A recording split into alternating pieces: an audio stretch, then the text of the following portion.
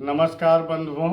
हम आप सबका अपने अद्भुत ज्ञान चैनल में हार्दिक स्वागत और अभिनंदन करते हैं। शारदीय नवरात्र के अवसर पे आप सभी को शुभकामना और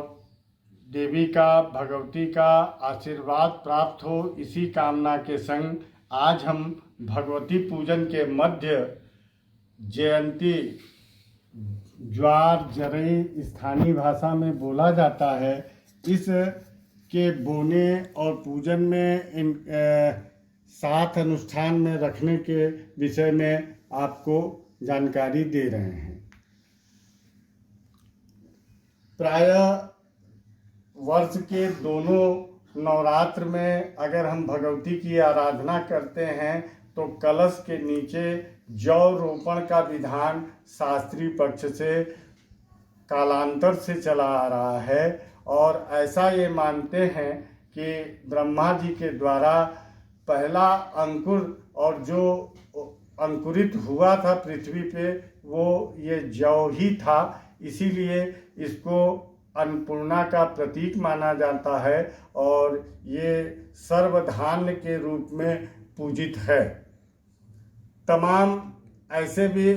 त्यौहार आते हैं हमारे देश में जब विभिन्न स्वरूपों में इनका रोपण, पूजन और इनके उपयोग की व्यवस्था दी गई है। भाद्र पक्ष के मध्य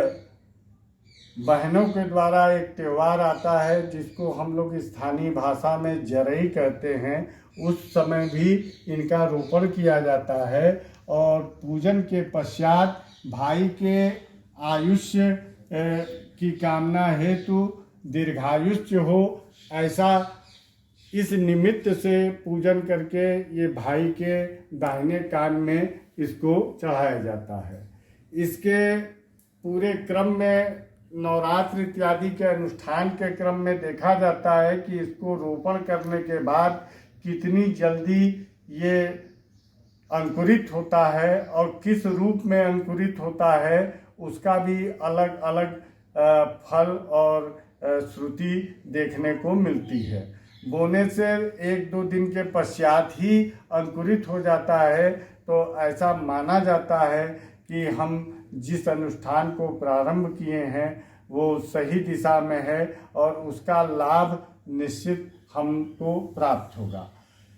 अगर अंकुरित इसके पक्ष में श्वेत अंकुर का अगर जौ निकलता है तो उसकी विशेष महत्ता होती है। ऐसा कहा जाता है कि वो निश्चित रूप से आपके पूजन से भगवती प्रसन्न हैं और आपके जिस कामना हेतु अनुष्ठान आप कर रहे हैं उसकी सफलता भी निश्चित ही प्राप्त होगी। इसके अतिरिक्त अगर हल्का पीले रंग का हो जाए तो ये मानते हैं कि इसका फल मध्यम रहेगा, लेकिन घर में सुख समृद्धि इसकी कोई कमी नहीं रहेगी।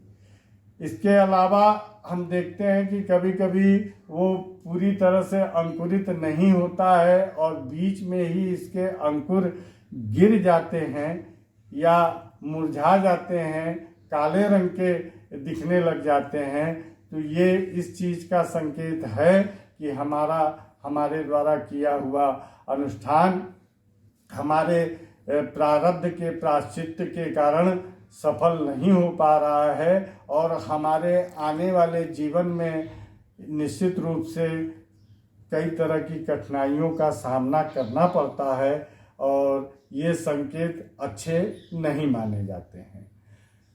बहुत पुरानी प्रथा में भी हमारे यहाँ 10वीं वाले दिन, 9वीं को जब अनुष्ठान समाप्त होता है तो अनुष्ठान की पूर्णावधि के पश्चात ये जौ अंकुर जिसको माँ भगवती को भी अर्पण किया जाता है और अन्य देवी देवताओं को पर भी ये इसको चढ़ाते हैं। साथ ही साथ मनुष्यों के लिए छोटे बड़े बुजुर्ग जो भी हों इनको भी प्रसाद के स्वरूप, आशीर्वाद के स्वरूप दाहिने कान पे इसको चढ़ाया जाता है। इसको विजय का भी प्रतीक मानते हैं और इससे निश्चित रूप से आपके मान, यश, प्रतिष्ठा इन सब में वृद्धि होती है। आज का ये एपिसोड हम यहीं समाप्त करते हैं। जय विश्वनाथ, जय विश्वनाथ।